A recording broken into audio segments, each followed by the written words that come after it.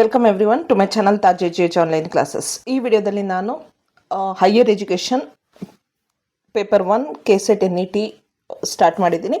ಇಲ್ಲಿ core commission and committees on higher education in India ಅದ್ರ ಬಗ್ಗೆ ಮಾತಾಡ್ತೀನಿ. ನಿಮಗೆ ಗೊತ್ತಿದೆ ಕೆಸೆಟ್ NETನಲ್ಲೆಲ್ಲ ಈ ರೀತಿ ಕ್ವಶನ್ಸು ಇಲ್ಲಿ ಜಸ್ಟ್ ಮೋಸ್ಟ್ ಇಂಪಾರ್ಟೆಂಟನ್ನು ನಾನು ಕವರ್ ಮಾಡ್ತಾ ಇದ್ದೀನಿ. ಪ್ರತಿಯೊಂದನ್ನು ನಾವು ನೆನ್ಪಿಟ್ಕೊಳ್ಳೋ ಅವಶ್ಯಕತೆ ಏನಿಲ್ಲ.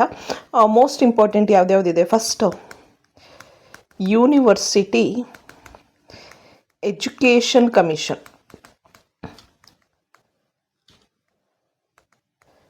ಓಕೆ, ಯೂನಿವರ್ಸಿಟಿ ಎಜುಕೇಷನ್ ಕಮಿಷನ್ ಅದು ಯು ಜಿ ಸಿ ಅಲ್ಲ, ನಾನು ಇಲ್ಲಿ ಮಾತಾಡ್ತಾ ಇರೋದು. UGC is an organisation. Okay, ಇಲ್ಲಿ ವಿ ಆರ್ ಸ್ಪೀಕಿಂಗ್ ಅಬೌಟ್ ನಮ್ಮ ದೇಶದಲ್ಲಿ ಎಜುಕೇಷನನ್ನು ಯಾವ್ಯಾವ ರೀತಿ ಇಂಪ್ರೂವೈಸೇಷನ್ ಮಾಡಿದ್ರು, ಇಂಪ್ರೂವೈಸೇಷನ್ ಮಾಡುವಾಗ ಸ್ಟೆಪ್ ಬೈ ಸ್ಟೆಪ್ ಯಾವ್ಯಾವ ಕಮಿಟೀಸ್ನ ಫಾರ್ಮ್ ಮಾಡಿದ್ರು, ಅವರ ಕಾಂಟ್ರಿಬ್ಯೂಷನ್ಸ್ ಏನು, ಅದು ನಾವಿಲ್ಲಿ ಡಿಸ್ಕಸ್ ಮಾಡಬೇಕಾಗತ್ತೆ. First one is university education commission. ಇದು ಬಂದಿದ್ದು 1948-49 ಓಕೆ, ಸೊ ಮೇಜರ್ ಪಾಯಿಂಟ್ಸ್ ಇಲ್ಲಿ ಏನನ್ನ ನಾವು ನೆನ್ಪಿಟ್ಕೊಳ್ಬೇಕು. ಯೂನಿವರ್ಸಿಟಿ ಎಜುಕೇಷನ್ ಕಮಿಷನ್ ಅಂತ ಬಂದಾಗ the chairperson is doctor S. Radhakrishnan. Okay, government of India ಅಂಡರಲ್ಲಿ ಮಿನಿಸ್ಟ್ರಿ ಆಫ್ ಎಜುಕೇಷನ್ ಕಾಂಟೆಕ್ಸ್ ಇದರಲ್ಲಿ ಇದನ್ನು ಮಾಡಿದ್ದಾರೆ ಅನ್ನೋದು ನಿಮಗೆ ಗೊತ್ತಿದೆ. 1947 ಇಂಡಿಯಾ ಆಗ್ತಾನೆ ಇಂಡಿಪೆಂಡೆನ್ಸನ್ನು ಅಚೀವ್ ಮಾಡಿತ್ತು. ಹೈಯರ್ ಎಜುಕೇಷನ್ ಸಿಸ್ಟಮಲ್ಲಿ ಒಂದು ಪ್ರಾಪರ್ ಅಲೈನ್ಮೆಂಟ್ ಅವಶ್ಯಕತೆ ಇತ್ತು. ಡೆಮೊಕ್ರೆಟಿಕ್ ವ್ಯಾಲ್ಯೂಸು ಆ್ಯಂಡ್ ನ್ಯಾಷನಲ್ ರೀಕನ್ಸ್ಟ್ರಕ್ಷನ್ನ ಅವಶ್ಯಕತೆ ಇತ್ತು. ಮೊದಲು 1947ಗಿಂತ ಮೊದಲು ಎಜುಕೇಷನ್ ಯೂನಿವರ್ಸಿಟೀಸ್ ಎಲ್ಲ ಕೊಲೋನಿಯಲ್ ಪ್ಯಾಟರ್ನ್ಸಲ್ಲಿ, ಗೊತ್ತಲ್ಲ ನಿಮಗೆ, ಬ್ರಿಟಿಷ್ ಅಂದ್ರೇ ಕೊಲೋನಿಯಲ್ ಪ್ಯಾಟರ್ನ್ಸಲ್ಲಿ ಅವರು ಎಲ್ಲದನ್ನು ಆಳ್ವಿಕೆ ಮಾಡ್ತಾ ಇದ್ದಿತ್ತು, ರೈಟ್. ಸೊ ಅದಕ್ಕೋಸ್ಕರ ಯೂನಿವರ್ಸಿಟೀಸ್ನ ಸ್ವಲ್ಪ ಚೇಂಜಸ್ ಮಾಡಬೇಕಾಗಿತ್ತು. ಆವಾಗ ನಮ್ಮ ಕೈಯಲ್ಲಿ ಅಟಾನಮಿ ಕಡಿಮೆ ಇತ್ತು, ಅಥಾರಿಟಿ ಕಡಿಮೆ ಇತ್ತು, ಇಂಡಿಯನ್ ರೆಲೆವೆನ್ಸು ಕಡಿಮೆ ಇತ್ತು. ಸೊ ಅದನ್ನು ಇಂಪ್ರೂವೈಸೇಷನ್ ಮಾಡಬೇಕಾಗಿತ್ತು. ಅದಕ್ಕೋಸ್ಕರ ಫಸ್ಟ್ ಇಂಡಿಪೆಂಡೆನ್ಸ್ ಬಂದಿದ ತಕ್ಷಣ ಫಸ್ಟ್ ಫಾರ್ಮ್ ಆದಂತಹ ಕಮಿಷನ್ನು ಡಾಕ್ಟರ್ S. ರಾಧಾಕೃಷ್ಣನ್ ಅವರಿದ್ದಂತಹ ಯೂನಿವರ್ಸಿಟಿ ಎಜುಕೇಷನ್ ಕಮಿಷನ್. ನಿಮಗೆ ಗೊತ್ತಿದೆ, ರಾಧಾಕೃಷ್ಣನ್ ಅವರು ನಾವು ಸೆಪ್ಟೆಂಬರ್ 5th ಟೀಚರ್ಸ್ ಡೇ ಅಂತ ಏನು ಸೆಲೆಬ್ರೇಟ್ ಮಾಡ್ತೀವಿ, ಅದನ್ನು ಅವರ ಬರ್ಡೇ ದಿನವೇ ಮಾಡುವಂಥದ್ದು ಅಂತ, right. So what were the objectives ಅಂದರೆ, objectives to report on state of university in education in India. So ಈ ಯೂನಿವರ್ಸಿಟಿ ಎಜುಕೇಷನ್ ಯಾವ ರೀತಿ ಇದೆ ಇಂಡಿಯಾದಲ್ಲಿ ಅಂತ ಅದ್ರ ಬಗ್ಗೆ ರಿಪೋರ್ಟ್ ಪ್ರಿಪೇರ್ ಮಾಡಬೇಕಾಗಿತ್ತು. To suggest reforms to make university education suitable for the needs of free India. So ನಮ್ಮ ಎಜುಕೇಷನ್ ಸಿಸ್ಟಮ್, ನಾನು ಆಗಲೇ ಹೇಳ್ದಂಗೆ, ಬ್ರಿಟಿಷರ ಕೊಲೋನಿಯಲ್ ಪ್ಯಾಟರ್ನಲ್ಲಿತ್ತು. ನಮ್ಮ ಅಧಿಕಾರ ಇರಲಿಲ್ಲ, ನಮ್ಮ ಇಂಡಿಯನ್ ರೆಲೆವೆನ್ಸ್ ಇರಲಿಲ್ಲ ಅದರಲ್ಲಿ. ಸೊ ಅದನ್ನು ಯಾವ ರೀತಿ ನಮ್ಮ ಇಂಡಿಯನ್ ನೀಡ್ಸಿಗೆ, ಅವಶ್ಯಕತೆಗಳಿಗೆ ಸ್ಯೂಟಬಲ್ ಆಗೋ ರೀತಿ ಮಾಡಬೇಕು ಯೂನಿವರ್ಸಿಟಿ ಎಜುಕೇಷನನ್ನು, ಅದನ್ನು ಸಜೆಸ್ಟ್ ಮಾಡೋದಕ್ಕೋಸ್ಕರ ಅಂತ ಚೇರ್ಪರ್ಸನ್ S. ರಾಧಾಕೃಷ್ಣನ್ ಅವರ ಅಂಡರಲ್ಲಿ ಯೂನಿವರ್ಸಿಟಿ ಎಜುಕೇಷನ್ ಕಮಿಷನನ್ನು ಮಾಡ್ತಾರೆ. ಸೊ ಇಲ್ಲಿ ಮೇಜರ್ ರೆಕಮೆಂಡೇಷನ್ಸ್ ಏನೇನು ಬರುತ್ತೆ, major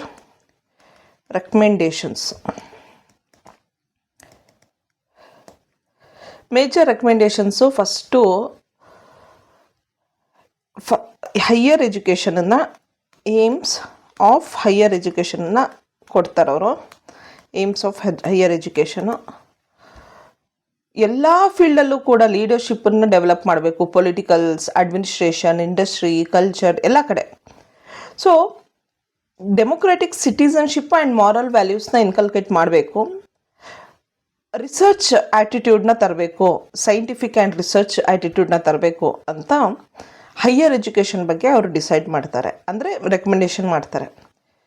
next university autonomy.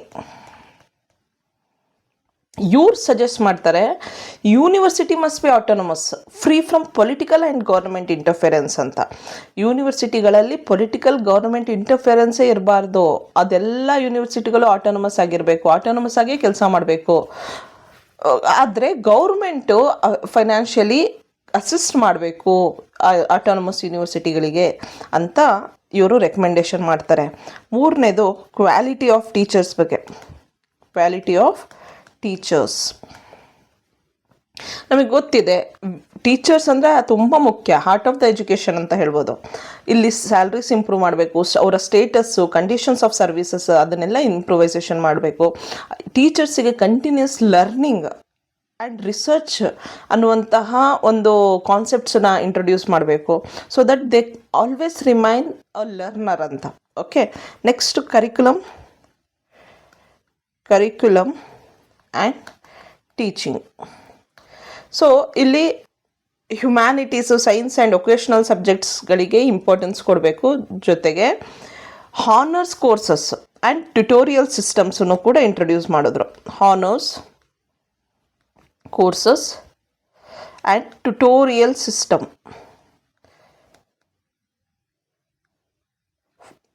Tutorial ಸಿಸ್ಟಮಲ್ಲಿ ಏನಾಗುತ್ತೆ ಹೇಳಿ, ಪರ್ಸನಲೈಸ್ ಲರ್ನಿಂಗ್ ಆಗುತ್ತಲ್ವ. ಕ್ಲಾಸ್ ರೂಮಲ್ಲಿ ಹೇಳ್ಕೊಡೋದಕ್ಕಿಂತ ಈಗ ಟ್ಯುಟೋರಿಯಲಲ್ಲಿ ಕಲಿತ್ರೆ ನಾವು ಸ್ವಲ್ಪ ನಮಗೆ ಜಾಸ್ತಿ ಪರ್ಸನಲೈಸ್ ಲರ್ನಿಂಗ್ ಸಿಗುತ್ತೆ ಅಂತ ಆವಾಗಲಿಂದನೇ ಅವರು ರೆಕಮೆಂಡ್ ಮಾಡಿದ್ರು. Next medium of instruction.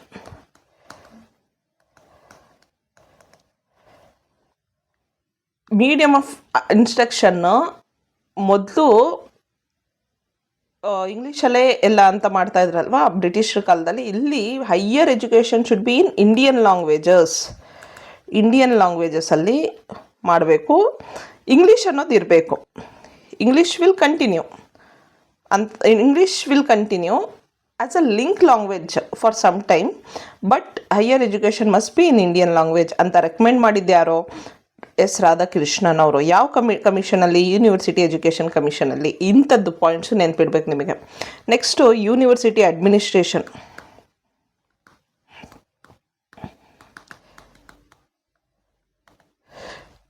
Academic council ಇರಬೇಕು. ಓಕೆ, ಅಕಾಡೆಮಿಕ್ ಕೌನ್ಸಿಲ್ ಇರಬೇಕು, ಎಕ್ಸಿಕ್ಯೂಟಿವ್ಸ್ ಕೌನ್ಸಿಲ್ ಇರಬೇಕು, ಆಮೇಲೆ ಫೈನಾನ್ಸ್ ಕಮಿಟಿ ಇರಬೇಕು ಯೂನಿವರ್ಸಿಟೀಸ್ಗಳಲ್ಲಿ.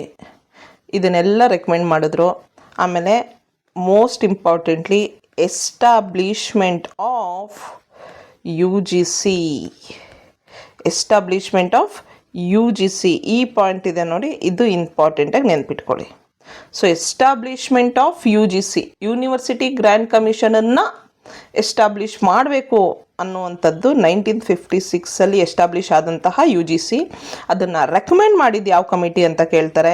ಅದನ್ನು ರೆಕಮೆಂಡ್ ಮಾಡಿದ್ದು ಯೂನಿವರ್ಸಿಟಿ ಎಜುಕೇಷನ್ ಕಮಿಷನ್. ಯಾರು ರೆಕಮೆಂಡ್ ಮಾಡಿದ್ದು? ಎಸ್ ರಾಧಾಕೃಷ್ಣನ್. ಇದು ಇಂಪಾರ್ಟೆಂಟ್ ಪಾಯಿಂಟ್ಸ್. ಈ ರೀತಿ ನಾವು ಎಕ್ಸಾಮಿನೇಷನ್ ಪರ್ಪಸ್ಗೆ ನೆನ್ಪಿಟ್ಕೊಳ್ಬೇಕಾಗುತ್ತೆ. Okay, second one, education commission. ಇದು ಮಸ್ಟ್ ಆ್ಯಂಡ್ ಶುಡ್ ಗೊತ್ತಿರಬೇಕು. ಎಜುಕೇಷನ್ ಕಮಿಷನ್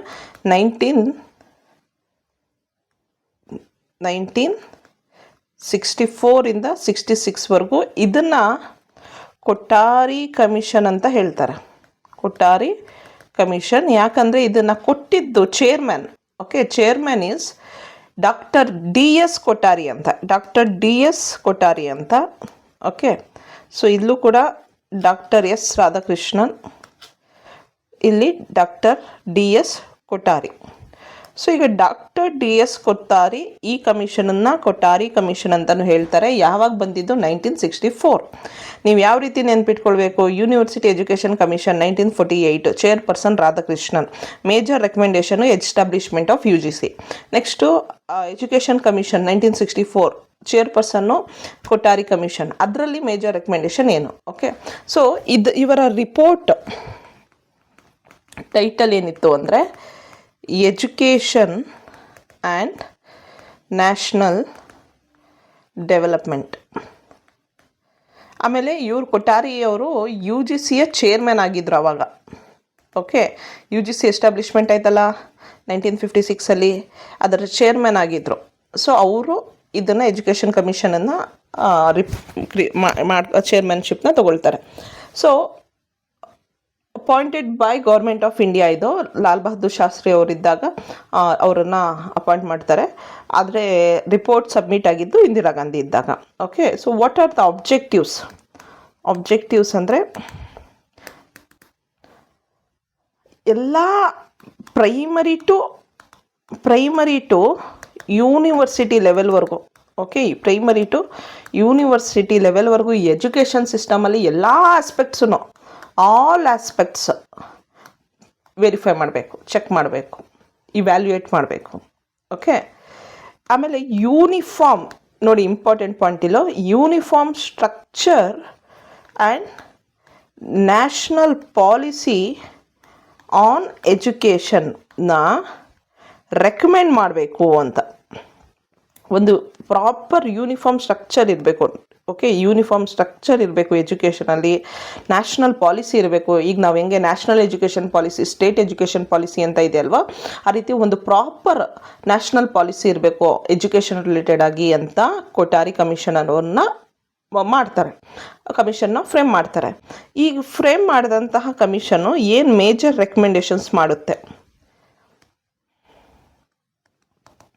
ಓಕೆ, ಸೊ ಏನು ಹೇಳುತ್ತೆ ಅಂದರೆ aims of education should be on national integration, economic and social development, democratic values and scientific temper ಅಂತ ಹೇಳುತ್ತೆ.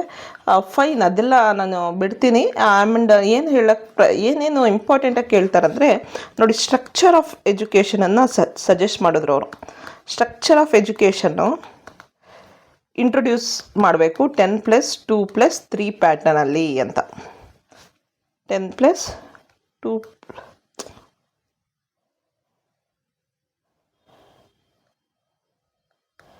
3 ಪ್ಯಾಟರ್ನ್. ಇವಾಗ ನಾವು ಅದೇ ಓದ್ತಾ ಇರೋದು, ಕರೆಕ್ಟ್ ತಾನೇ? ಇನ್ನೂವರೆಗೂ ನಾವು 10+2+3ನಲ್ಲೇ ಇದ್ದೀವಿ.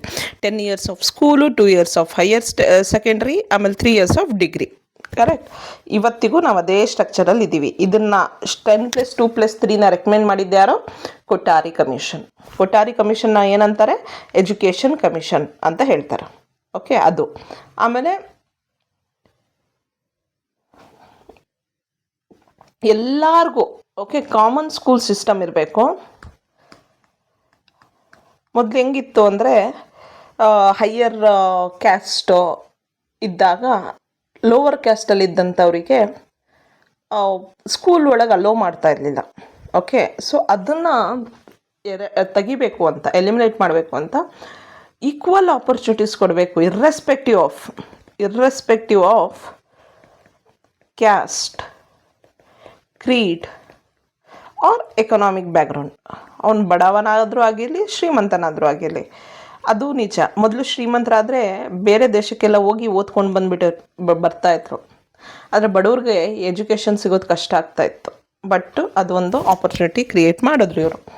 Next expenditure on education, important ಇದು. ಮತ್ತು ಎಕ್ಸ್ಪೆಂಡಿಚರ್ ಆನ್ ಎಜುಕೇಷನ್ನು ಪ್ರತಿ ವರ್ಷ ಏನು ಯೂನಿಯನ್ ಬಜೆಟ್ ಮಾಡುತ್ತೆ ಅಲ್ವಾ, ಅದರಲ್ಲಿ 6% ಆಫ್ GDPನ ಎಜುಕೇಷನ್ಗೆ ಮೀಸಲಿಡಬೇಕು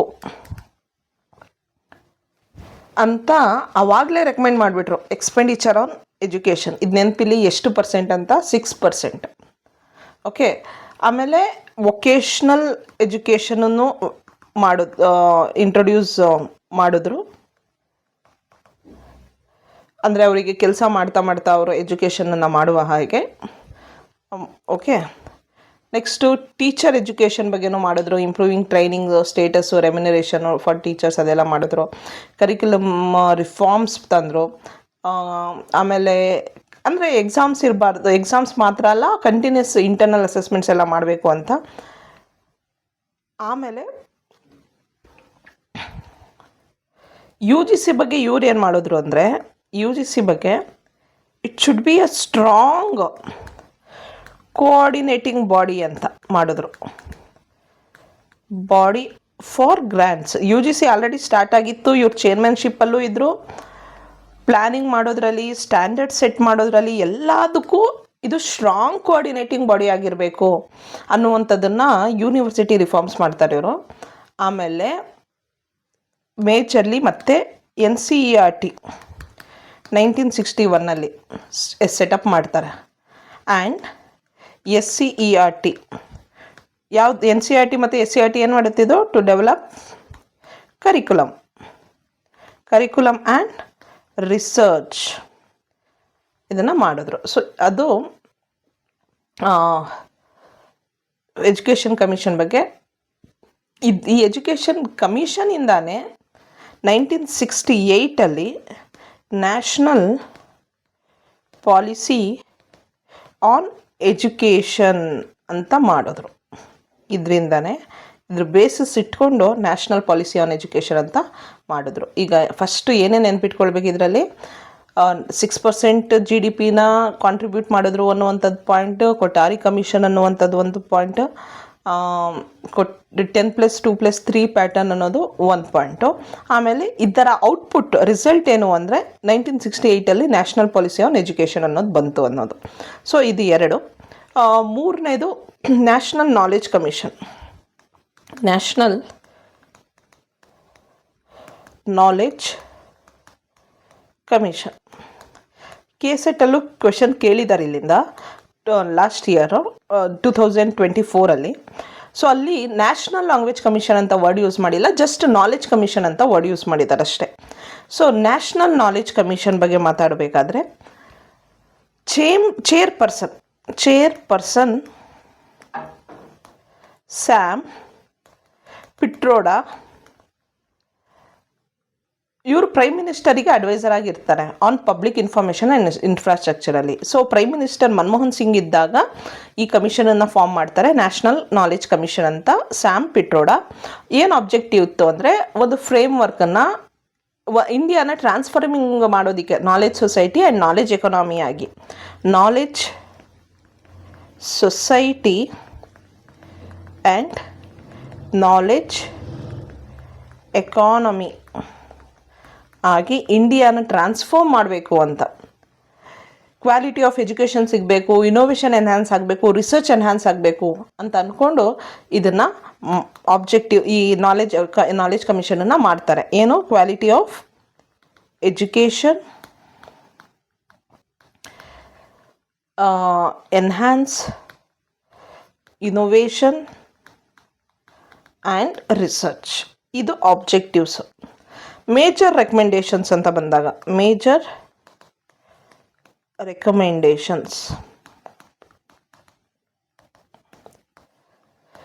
ರೆಕಮೆಂಡೇಷನ್ಸಲ್ಲಿ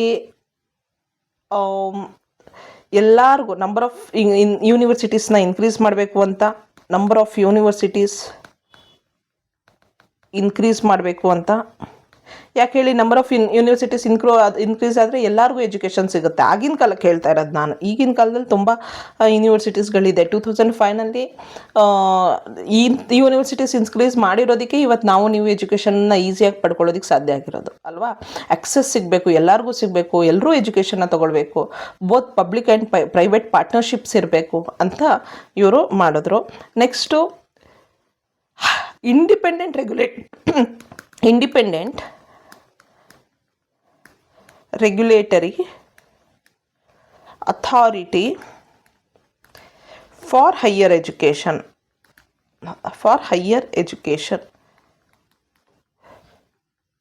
ಈಗ ಏನಾಗ್ತಾ ಇತ್ತು ಅಂದರೆ UGC, all India council for technical education ಇಂಥ ಎಲ್ಲ ಇತ್ತಲ್ಲ, ಇದನ್ನೆಲ್ಲ ಡಿಫ್ರೆಂಟ್ ಮಲ್ಟಿಪಲ್ ಬಾಡೀಸ್ ಇದ್ದಿದ್ದನ್ನು ಒಂದು ಮಾಡಿಬಿಟ್ಟು ಒಂದು ರಿಪ್ಲೇಸ್ ಆರ್ಗನೈಸೇಷನ್ ಮಾಡಬೇಕು, independent regulatory authority for higher education ಅಂತ ರೆಕಮೆಂಡ್ ಮಾಡಿದ್ರು. ಓಕೆ, ಇವತ್ತಿಗೆ ಅದಾಗಿಲ್ಲ.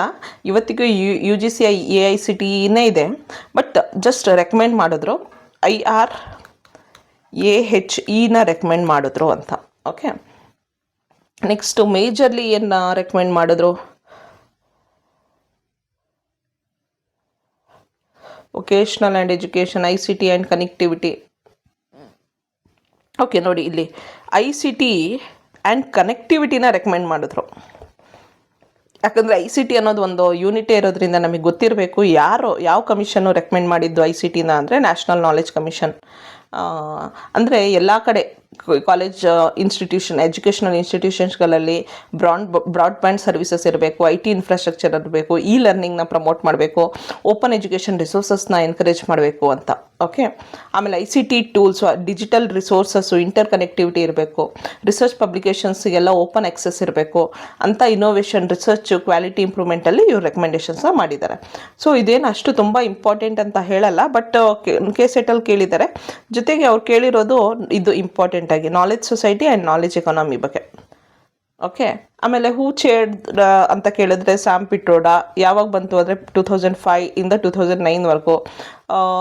ಆ್ಯಕ್ಚುಲಿ ಅಲ್ಟಿಮೇಟ್ಲಿ ಇದರ ಔಟ್ಪುಟ್ ಇಂಪ್ಯಾಕ್ಟ್ ಏನು ಅಂದರೆ creation of national mission on education through ICT, NMEICT. Like ಈಗ ಸ್ವಯಂ, ಡಿಜಿಟಲ್ ಇಂಡಿಯಾ, ಆಮೇಲೆ NEP 2020 ಡಿಜಿಟಲ್ ಫೋಕಸ್ ಏನೇನಿದೆ ಇದೆಲ್ಲದಕ್ಕೂ ಒಂದು ಬುನಾದಿ ಆಯಿತು ಇದು ಅಲ್ವಾ, ಡಿಜಿಟಲ್ ಬಗ್ಗೆ. ಸೊ ಈಗ ಇಲ್ಲಿ ಮೇಜರ್ ಇಂಪಾರ್ಟೆಂಟಾಗಿ ನಾವು ಏನು ನೆನ್ಪಿಟ್ಕೊಳ್ಳೋಣ ನೋಡಿ. ಮೊದಲನೇದು ನ್ಯಾಷನಲ್ ನಾಲೆಜ್ ಕಮಿಷನ್ ಅಂತ ಬಂದಾಗ ಚೇರ್ಪರ್ಸನ್ನು, ನಾಲೆಜ್ ಸೊಸೈಟಿ ಆ್ಯಂಡ್ ನಾಲೆಜ್ ಎಕಾನಮಿನ ಇಂಟ್ರೊಡ್ಯೂಸ್ ಮಾಡಬೇಕು ಅಂತ.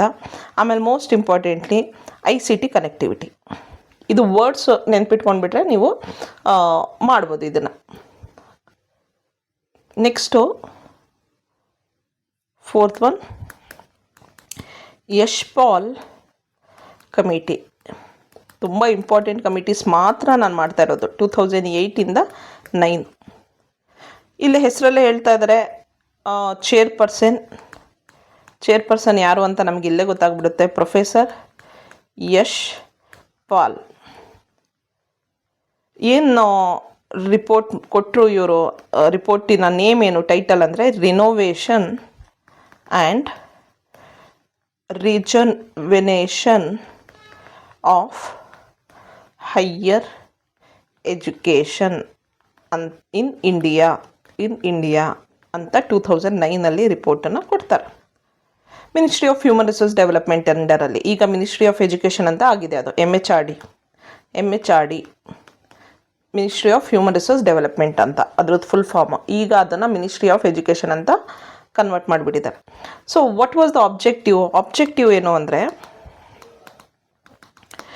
ಹೈಯರ್ ಎಜುಕೇಷನ್ನ ಸ್ಟೇಟಸ್ ಯಾವ ರೀತಿ ಇದೆ, to know the status of higher education. Okay, higher education and to suggest ways to improve quality and integration of knowledge. ಎಷ್ಟು ಖುಷಿ ಆಗುತ್ತಂದರೆ ಇದೆಲ್ಲ ಮಾಡಿರುವಂಥ ಕಮಿಟೀಸ್ಗಳೆಲ್ಲ ಆಗಿನ ಕಾಲದಲ್ಲೇ ಏನೇನು ರೆಕಮೆಂಡೇಷನ್ಸ್ ಕೊಟ್ಟಿದ್ದಾರೆ, ಅವ್ರ ನಾಲೆಜ್ ಲೆವೆಲ್ ನೋಡಿ. ಆಮೇಲೆ ಅದೊಂದು ಇನಿಷಿಯೇಟಿವ್ಸ್ ತೊಗೊಂಡಿದ್ದಾರೆ ನೋಡಿ, ಆ ಟೈಮಲ್ಲಿ ಎಜುಕೇಷನಿಗೆ ಇಂಪಾರ್ಟೆನ್ಸ್ ಕೊಡಬೇಕು ಅನ್ನೋದು. That is a most brilliant thing. ಇಲ್ಲಾಂದರೆ ಇವತ್ತಿಗೆ ನಾವೆಲ್ಲ ಎಜುಕೇಟೆಡ್ಸ್ ಆಗಿರ್ತಾ ಇರಲಿಲ್ಲ ಅನಿಸುತ್ತೆ, ರೈಟ್? ಸೊ ಅದಾದಮೇಲೆ ಮೇಜರ್ ರೆಕಮೆಂಡೇಷನ್ಸ್. ಈಗ ಇರೋದು ಯಶ್ಪಾಲ್ ಕಮಿಟಿ. ಮೊದಲನೇದು ಇವರು ಸಿಂಗಲ್ ಅಪೆಕ್ಸ್ ರೆಗ್ಯುಲೇಟರಿ ಬಾಡಿನ ಸ್ಟಾರ್ಟ್ ಮಾಡಬೇಕು ಅಂತ. ಯಾವುದು ಅಂದರೆ national commission for higher education and research ಅಂತ. To replace UGC, all India council for technical education, NCTE ಎಲ್ಲದನ್ನು ರಿಪ್ಲೇಸ್ ಮಾಡಿ ಒಂದೇ ಒಂದು ಅಪೆಕ್ಸ್ ರೆಗ್ಯುಲೇಟರಿ ಬಾಡಿ. ಇದನ್ನು ಯಾರು ರೆಕಮೆಂಡ್ ಮಾಡಿದರು ಹೇಳಿ? ಇವರು ನ್ಯಾಷನಲ್ ನಾಲೆಜ್ ಕಮಿಷನಲ್ಲಿ ಸ್ಯಾಮ್ ಪಿಟ್ರೋಡಾ ಅವರು ರೆಕಮೆಂಡ್ ಮಾಡಿದರು. Independent regulatory authority for higher education ಅಂತ ಅವ್ರು ರೆಕಮೆಂಡ್ ಮಾಡಿದರು. ಬಟ್ ಅದನ್ನು ತೊಗೊಂಡಿರಲಿಲ್ಲ. ಆಮೇಲೆ ಮತ್ತೆ ಯಶ್ಪಾಲ್ ಕಮಿಟಿಯವರು ಇನ್ನೊಂದು ಹೆಸರು ಕೊಟ್ಟು national commission for higher education and research ಅಂತ ಮಾಡಬೇಕು by replacing UGC, all India council for technical education, NCTE etcetera ಅಂತ ರೆಕಮೆಂಡೇಶನ್ ಮಾಡಿದ್ರು. ಓಕೆ, ನೆಕ್ಸ್ಟು ಅಂಡರ್ ಗ್ರ್ಯಾಜುಯೇಷನ್ ಎಜುಕೇಷನ್ಸ್ನ ಇನ್ನೂ ಸ್ಟ್ರೆಂಥನ್ ಮಾಡಬೇಕು, ಮಲ್ಟಿ ಡಿಸಿಪ್ಲಿನರಿ ಯೂನಿವರ್ಸಿಟೀಸ್ಗಳನ್ನು ಮಾಡಬೇಕು, ಅದನ್ನೆಲ್ಲ ಸಜೆಸ್ಟ್ ಮಾಡಿದ್ರು. ಆಮೇಲೆ ರಿಸರ್ಚ್ ಆ್ಯಂಡ್ ಎಜುಕೇಷನ್ ಇನೋವೇಷನನ್ನು ಸಜೆಸ್ಟ್ ಮಾಡಿದ್ರು. ಕರಿಕ್ಯುಲಮಲ್ಲಿ ಫ್ಲೆಕ್ಸಿಬಿಲಿಟಿ ತರಬೇಕು, ಅಂದರೆ ಇಂಟರ್ ಡಿಸಿಪ್ಲಿನರಿ ಮಾಡಬೇಕು, ಕರಿಕ್ಯುಲಮ್ ಫ್ಲೆಕ್ಸಿಬಲ್ ಆಗಿರಬೇಕು ಅಂತ, ಆಟೋನಮಿ ಆ್ಯಂಡ್ ಕ್ವಾಲಿಟಿನ ಇಂಟ್ರೊಡ್ಯೂಸ್ ಮಾಡಬೇಕು, ಟೀಚರ್ಸ್ ಎಂಪವರ್ಮೆಂಟ್ ಮಾಡಬೇಕು, ಅದನ್ನೆಲ್ಲ ಮಾಡಿದ್ರು. ಅಂದರೆ ತುಂಬ ಇಂಪಾರ್ಟೆಂಟಾಗಿ ಏನೇನು ಪಾಯಿಂಟ್ಸ್ ಇದೆ ಅದನ್ನು ಮಾತ್ರ ಡಿಸ್ಕಸ್ ಮಾಡ್ತಾ ಹೋಗ್ತೀನಿ, ಕನ್ಸ್ಯೂಮ್ಷನ್ ಮಾಡೋದು ಬೇಡ ವಿಡಿಯೋ ಟೈಮಿಂಗ್ನ. ಸೊ ಏನು ಇಂಪ್ಯಾಕ್ಟ್ ಆಯಿತು ultimately? Impact higher education commission of India okay ಅನ್ನೋದನ್ನು ಫಾರ್ಮ್ ಮಾಡಿದ್ರು. ಆ್ಯಕ್ಚುಯಲ್ ಕಾನ್ಸೆಪ್ಚುಯಲ್ ಫಾರ್ಮ್ ಅಂದರೆ ಅದನ್ನು ಎಸ್ಟಾಬ್ಲಿಷ್ ಮಾಡಿಲ್ಲ, ಅದನ್ನು ಹೆಂಗೆ ಮಾಡ್ಬೋದು ಅದನ್ನು ಅನ್ನೋದ್ರ ಬಗ್ಗೆ ಒಂದು ಕಾನ್ಸೆಪ್ಚುಯಲ್ ಬೇಸಿಸ್ ಮಾಡಿದ್ರು ಅಷ್ಟೆ. ಮತ್ತೆ NEP 2020 ಇದನ್ನು ಪ್ರಪೋಸ್ ಮಾಡಿದ್ರು. ಏನದು? Higher education commission of India. Right. So ಈಗ ನಿಮಗೆ ಗೊತ್ತಾಯಿತು who proposed national commission for higher education research ಅಂತ ಕೇಳಿದ್ರೆ ಯಶ್ಪಾಲ್ ಕಮಿಟಿ. ಈ ಕಮಿಟಿಯ ರಿಪೋರ್ಟ್ ಟೈಟಲ್ ಏನು ಅಂದರೆ renovation and reservation of higher education ಅಂತ. ಏನು ಎಂಫಸಿಸ್ ಇತ್ತು ಅಂದರೆ ಅಂಡರ್ ಗ್ರ್ಯಾಜುಯೇಟ್ ಎಜುಕೇಷನ್ ಆ್ಯಂಡ್ ಇದು ಸಿಂಗಲ್ ರೆಗ್ಯುಲೇಟರ್ ಆಗಿರಬೇಕು. ಇವ್ರ ಮೇಜರ್ ಫೋಕಸ್ ಏನು? Under graduate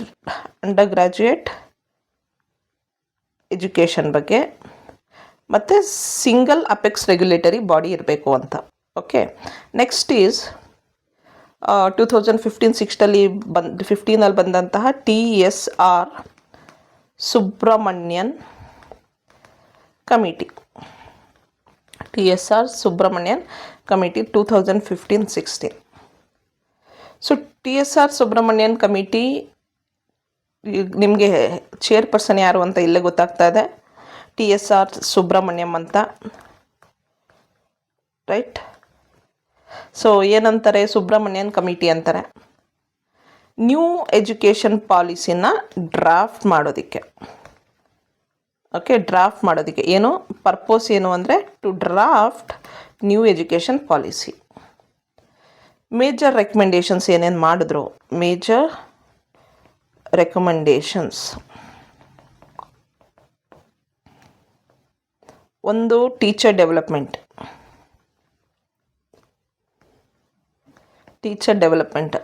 recruitment, training and accountability ಇರಬೇಕು ಅಂತ. Regulatory ಸಿಂಪ್ಲಿಫಿಕೇಷನ್ಸ್,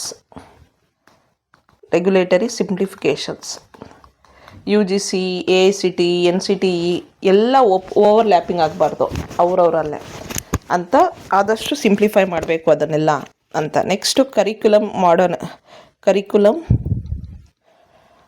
modernisation. ಲೈಕ್ ಈಗ ನಮಗೆ ಗೊತ್ತಿದೆ ಸ್ಕಿಲ್ಸ್ ಇಂಪ್ರೂವೈಸೇಷನು, ICT ಬಗ್ಗೆ, ರಿಸರ್ಚ್ ಓರಿಯೆಂಟೇಷನ್ಸ್ ಬಗ್ಗೆ ಎಲ್ಲ NEP ನ್ಯೂ ಎಜುಕೇಷನ್ ಪಾಲಿಸಿನಲ್ಲಿ ತರಬೇಕು ಅಂತ 2015-16 ರೆಕಮೆಂಡೇಷನ್ ಆಯ್ತದು. ಆಮೇಲೆ governance reforms, Indian education services ಅಂತಲೂ ಮಾಡಬೇಕು ಅಂತ. ಎಷ್ಟು ಒಳ್ಳೆ ರೆಕಮೆಂಡೇಷನ್ ಇದು. ಆ್ಯಕ್ಚುಲಿ ಇದನ್ನೇ ಮಾಡಬೇಕಾಗಿರೋದು ನಮ್ಮ ದೇಶದಲ್ಲಿ. ವೆರಿ ಮಚ್ ಇಂಪಾರ್ಟೆಂಟ್ ಇದು. ಈಗ KS, IAS ಎಲ್ಲ ಮಾಡ್ತಾರೆ. Indian administrative service, Indian police service, Indian forest service, ಆ ರೀತಿ ಏನೇನೋ ಎಕನಾಮಿಕ್ ಸರ್ವಿಸ್ ಎಲ್ಲ ಇದೆ. ಎಜುಕೇಷನಲ್ಲಿ ನಾವು UGC ನೆಟ್ಟು, KSET ಅದು ಇದು ಎಲ್ಲ ಕ್ಲಿಯರ್ ಮಾಡಿಕೊಂಡು ಪಾಸ್ ಮಾಡಿಕೊಂಡ್ರು ನಮಗೆ ಒಂದು ಪರ್ಮನೆಂಟ್ ಜಾಬ್ ಸಿಗೋದು, ಒಳ್ಳೆ ಸ್ಯಾಲ್ರಿ ಸಿಗೋದು, ಎಜುಕೇಷನ್ ಡಿಗ್ನಿಟಿನೇ ಇಲ್ಲ. ಟೀಚರ್ಸಿಗೆ ಡಿಗ್ನಿಟಿನೇ ಹೋಗ್ಬಿಟ್ಟಿದೆ. Not because they are not dignified, it is because government is not supporting. Recommendation ಆಯಿತು ಇಂಡಿಯನ್ ಎಜುಕೇಷನ್ ಸರ್ವಿಸನ್ನು ಸ್ಟಾರ್ಟ್ ಮಾಡಬೇಕು ಅಂತ 2015-16. ಆದರೆ 2020 ಬಂದಂತಹ ನ್ಯೂ ಎಜುಕೇಷನ್ ಪಾಲಿಸಿನಲ್ಲಿ ಅಲ್ಲಿ ಮಾಡಲಿಲ್ಲ ಅವರು. ಇಂಡಿಯನ್ ಎಜುಕೇಷನ್ ಸರ್ವಿಸಸ್ನ ಮಾಡಲಿಲ್ಲ. They are paying lack of money for teachers, but they are not giving a kind of recognition. Teachers ಬೇರೆ ಬೇರೆ ದೇಶಗಳಲ್ಲಿ ಜಪಾನೆಲ್ಲ ಎಷ್ಟು ಟೀಚರ್ಸಿಗೆ ವ್ಯಾಲ್ಯೂ ಮಾಡ್ತಾರಂದರೆ, ನಮ್ಮ ಇಂಡಿಯಾದಲ್ಲಿ ಇಲ್ದಲೇ ಇರೋದು ಟೀಚರ್ಸಿಗೆ respect. That is why people are not going for teaching. They are looking for ಯಾವ ಎಕ್ಸಾಮಿಗೆ ಓದ್ತಾ ಇದೆಯಾ ಅಂದರೆ UPSC ಅಂದರೆ IAS ಓದ್ತಾ ಇದ್ದೀನಿ, IPS ಆಗ್ತೀನಿ, IES ಆಗ್ತೀನಿ, ಅದು ಇದು ಅಂತಾರೆ. ನಾನು ಟೀಚರ್ ಆಗ್ತೀನಿ, ಪ್ರೊಫೆಸರ್ ಆಗ್ತೀನಿ ಅನ್ನುವಂಥದ್ದು ತುಂಬ ಕಡಿಮೆ ಆಗಿಬಿಟ್ಟಿದೆ. ರೈಟ್. ಎಜುಕೇಷನ್ ಸಿಸ್ಟಮಲ್ಲಿ ಕ್ವಾಲಿಟಿ ಬರಬೇಕು ಅಂದರೆ ಮೊದಲು ಟೀಚರ್ಸ್ಗಳನ್ನು ಸರಿಯಾಗಿ ಹೈಯರ್ ಮಾಡಬೇಕು. Next Kasturi Rangan committee. ನೀವೆಲ್ಲ ಕೇಳಿರ್ತೀರ.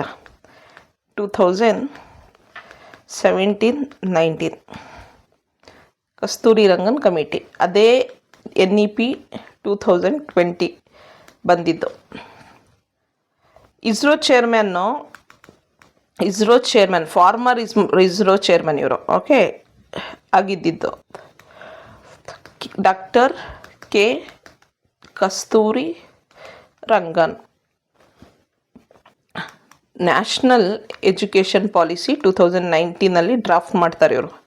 ಡ್ರಾಫ್ಟ್ ಮಾಡೋದು ಬೇರೆ, ಇಂಪ್ಲಿಮೆಂಟ್ ಮಾಡೋದು ಬೇರೆ. NEP 2020 ಇಂಪ್ಲಿಮೆಂಟ್ ಮಾಡ್ತಾರೆ. Correct. So what was the objective ಅಂದರೆ ಹಾಲಿಸ್ಟಿಕ್ ಎಜುಕೇಷನ್, ಫ್ಲೆಕ್ಸಿಬಲ್ ಎಜುಕೇಷನ್ ಮತ್ತು multi disciplinary education system for 21st century ಅಂತ ಮಾಡ್ತಾರೆ.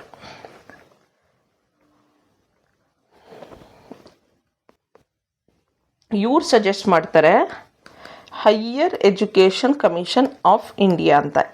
ಮೇಲೆ ಯಾರೋ ಇನ್ನೊಬ್ರು ಸಜೆಸ್ಟ್ ಮಾಡಿದ್ರು, ಹೈಯರ್ ಎಜುಕೇಷನ್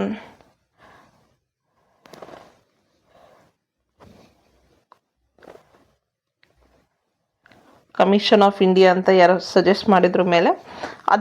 ಇವರು ಇಂಪ್ಯಾಕ್ಟ್ ಇಲ್ಲಿ ಸಜೆಷನ್ ಅಲ್ಲ, ಅದು ಯಶ್ಪಾಲ್ ಕಮಿಟಿಯ ಒಂದು conceptual basis. Higher education commission of ಇಂಡಿಯಾಗೆ ಒಂದು ಕಾನ್ಸೆಪ್ಚುಯಲ್ ಬೇಸಿಸ್ ಬಂತು. ಮತ್ತು ಅದನ್ನು new education policy 2020 higher education commission of ಇಂಡಿಯಾನ ಕ್ರಿಯೇಟ್ ಮಾಡಬೇಕು as a single umbrella regulator ಅಂತ ಸಜೆಷನ್ ಕೊಟ್ಟರು. ಈಗ higher education commission of India structure NHERC, NAC, HEGC for funding, ಆಮೇಲೆ ಅಕಾಡೆಮಿಕ್ ಸ್ಟ್ಯಾಂಡರ್ಡ್ಸ್ಗೋಸ್ಕರ GEC, ರೆಗ್ಯುಲೇಷನ್ ಮಾಡೋದಕ್ಕೋಸ್ಕರ NHERC, ಅಕ್ರಿಡೇಷನ್ಗೋಸ್ಕರ NAC,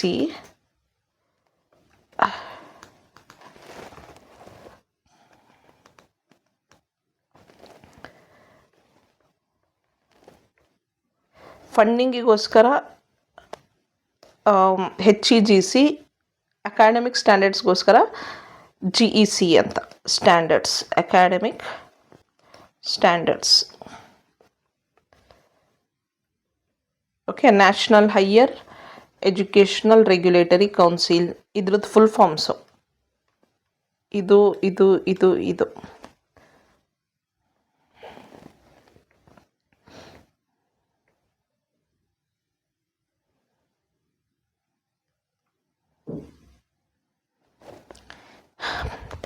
NHERC, national higher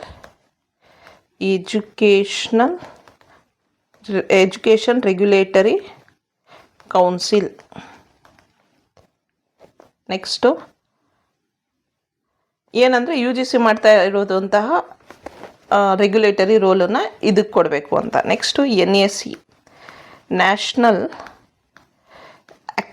accreditation council. Okay. ಈಗ NAC ಅಂತ ಏನು ಬಂದಿದೆ, ಅಕ್ರಿಡೇಷನ್ ಆ್ಯಂಡ್ ಅಟಾನಮಿ ಮಾಡುವಂಥದ್ದು, ಕ್ವಾಲಿಟಿ ಗ್ರೇಡಿಂಗ್ ಎಲ್ಲ ಚೆಕ್ ಮಾಡುವಂಥದ್ದು, ಅದನ್ನು ರಿಪ್ಲೇಸ್ ಮಾಡಿ ಅಂದರೆ ರೀನೇಮ್ ಮಾಡುವಂಥದ್ದು ಥರ ಆಗುತ್ತೆ ಅಷ್ಟೇ. ಇದು ನ್ಯಾಷನಲ್ ಅಕ್ರಿಡೇಷನ್ ಕೌನ್ಸಿಲ್ ಅಂತ ಮಾಡಬೇಕು. Next HEGC, higher education grants council ಅಂತ. ಮತ್ತು UGC ಏನು ಮಾಡ್ತಾ ಇತ್ತು ಅದನ್ನೇ HEGC ಅಂತ. Next GEC, general education council ಅಂತ. UGC, all India council for technical education, ಇದನ್ನೆಲ್ಲ ರೀಪ್ಲೇಸ್ ಮಾಡಿ ಒಂದು ಪ್ರಾಪರ್ ಎಲ್ಲದು ಒಂದೇ ಅಂಬ್ರೆಲಾ ಕೆಳಗೆ ಬರಬೇಕು ಅನ್ನೋದಕ್ಕೋಸ್ಕರ ಇದನ್ನು ಮಾಡ್ತಾ ಇದ್ದಾರೆ ಅಂತ ರೆಕಮೆಂಡೇಶನ್ ಕೊಟ್ಟಿದ್ದಾರೆ. ಓಕೆ, HECI ಬಗ್ಗೆ ಗೊತ್ತಾಯಿತು, right. Higher education commission of India ಬಗ್ಗೆ. ಅಕಾಡೆಮಿಕ್ ರಿಫಾರ್ಮ್ಸು ಏನೇನಾಯಿತು ನೋಡಿ. Academic reforms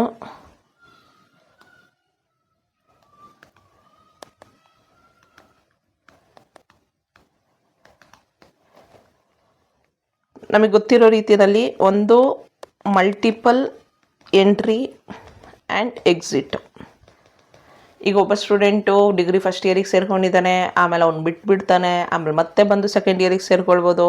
that is next ABC, academic bank of credit. ಅದ್ರ ಬಗ್ಗೆ ನಾನು ಆಲ್ರೆಡಿ ಮಾತಾಡಿದ್ದೀನಿ. ಅಕಾಡೆಮಿಕ್ ಬ್ಯಾಂಕ್ ಆಫ್ ಕ್ರೆಡಿಟ್ ಅಂದರೆ ಈಗ ನೀವು ಒಂದು CBCS ಸ್ಕೀಮ್ ಅಂಡರಲ್ಲಿ, ಓಕೆ, ಒಂದೊಂದು ಸಬ್ಜೆಕ್ಟ್ ಕ್ಲಿಯರ್ ಮಾಡಿದಾಗಲೂ ಅದಕ್ಕೊಂದು 3 ಕ್ರೆಡಿಟ್ಸು 4 ಕ್ರೆಡಿಟ್ಸ್ ಆ ರೀತಿ ಅಲಾಟ್ ಆಗುತ್ತೆ. ಅಲಾಟ್ ಆಗಿದ್ದ ಆ ಕ್ರೆಡಿಟ್ಸ್ನೆಲ್ಲ ABC ಅಕೌಂಟಲ್ಲಿ ಸ್ಟೋರ್ ಮಾಡ್ಬೋದು. ಓಕೆ, ಅದು ಅಕಾಡೆಮಿಕ್ ಬ್ಯಾಂಕ್ ಆಫ್ ಕ್ರೆಡಿಟ್. ಆಮೇಲೆ 4 year multi disciplinary and UG course, UG degree, 4 year degree ಮಾಡಿದ್ರು. ನಮ್ಮ ಕರ್ನಾಟಕದಲ್ಲಿ ಈಗಿಲ್ಲ, 4 ಇಯರ್ ಡಿಗ್ರಿ ಅಂತ ಮಾಡಿದ್ರು NEP ಅಂಡರಲ್ಲಿ. ಬಟ್ 4 ಇಯರ್ ಡಿಗ್ರಿ ಮಾಡ್ತೀವಿ ಅಂತ ಹೇಳೋದಕ್ಕೂ ಮಾಡೋದಕ್ಕೂ ತುಂಬ ಡಿಫ್ರೆನ್ಸ್ ಇರುತ್ತೆ. ಅದು ನಡೀಲಿಲ್ಲ ನಮ್ಮ ಕರ್ನಾಟಕದಲ್ಲಿ. ನೆಕ್ಸ್ಟು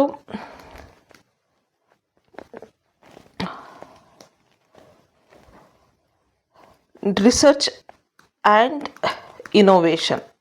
ರಿಸರ್ಚ್ ಆ್ಯಂಡ್ ಇನೋವೇಷನಲ್ಲಿ national research foundation, that is NRF ನ ಎಸ್ಟಾಬ್ಲಿಷ್ ಮಾಡಿ. ಯಾಕೆ? To fund and promote research in India. Okay, NRF. ಆಮೇಲೆ 5th next equity and inclusion. Equity and inclusion. Equity and ಇನ್ಕ್ಲೂಷನಲ್ಲಿ ಎಲ್ಲ ಜೆಂಡರ್ಸ್ಗೂ gender inclusion fund, okay, special education zones, online and open learning like Swayam, MOOCs, etc. Extensive use of ಟೆಕ್ನಾಲಜಿನ recommend ಮಾಡಿದ್ರು ಅಲ್ವಾ. ಇದು digital transformation. Digital India ಅಂಡರಲ್ಲಿ digital ಲರ್ನಿಂಗನ್ನು, right. So who is the chairperson of this NEP 2020 ಕಮಿಟಿ? K. Kasturi Rangan. ಅವರು expansion ಕೇಳ್ಬೋದು, ಇಲ್ಲಿ ಕೊಟ್ಟಿದ್ದೆ ನಾನು. Like HECI, NHERC, NAC, HEGC, GEC ಇದನ್ನೆಲ್ಲ ಎಕ್ಸ್ಪ್ಯಾನ್ಷನ್ ಕೇಳ್ಬೋದು. ಅಕಾಡೆಮಿಕ್ ಬ್ಯಾಂಕ್ ಆಫ್ ಕ್ರೆಡಿಟ್ಸ್ ಬಗ್ಗೆ ಕೇಳ್ಬೋದು. ಆಮೇಲೆ ನ್ಯೂ ಎಜುಕೇಷನ್ ಪಾಲಿಸಿನಲ್ಲಿ ಏನೇನು ಫೀಚರ್ಸ್ ಇದೆ, ಲೈಕ್ ಮಲ್ಟಿಪಲ್ ಎಂಟ್ರಿ ಎಕ್ಸಿಟ್ಸು, ಅದ್ರ ಬಗ್ಗೆ ಎಲ್ಲ ಕೇಳ್ಬೋದು. ಸೊ ಮತ್ತು NRF ಬಗ್ಗೆನೂ, ಓಕೆ, NRF ಬಗ್ಗೆನೂ ಕೇಳ್ಬೋದು. ಸೊ ನಮಗೆ ಗೊತ್ತಿರಬೇಕು NRF ಬಗ್ಗೆ ಕೂಡ.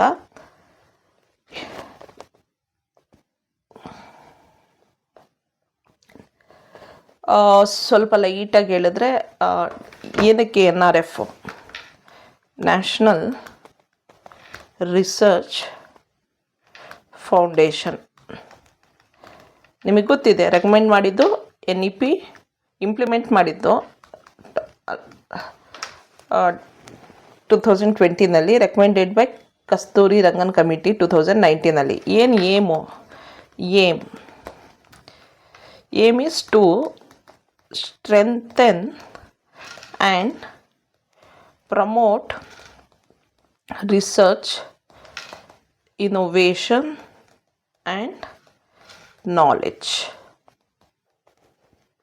creation across all disciplines in higher education.